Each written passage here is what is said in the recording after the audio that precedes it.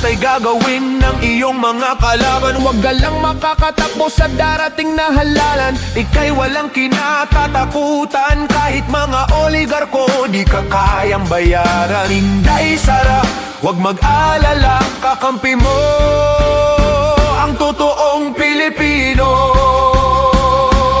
Inday Sara Duterte, ang aming gusto para maging Pangulo. Inday Sara Duterte, ang aming gusto para sa totoong pagbabago. Gagawing ligtas ang bansa, korupsyon at droga mawawala.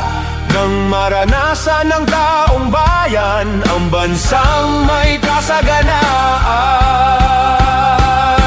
Ayaw ng mga oligarko, sindikato at makakaliwang grupo na ikaw ay makakatakbo at magiging isang pangulo. Pagkat di na nila magagawa ang pagmamanipula sa bansa, at hindi na rin makakaporma ang grupo ng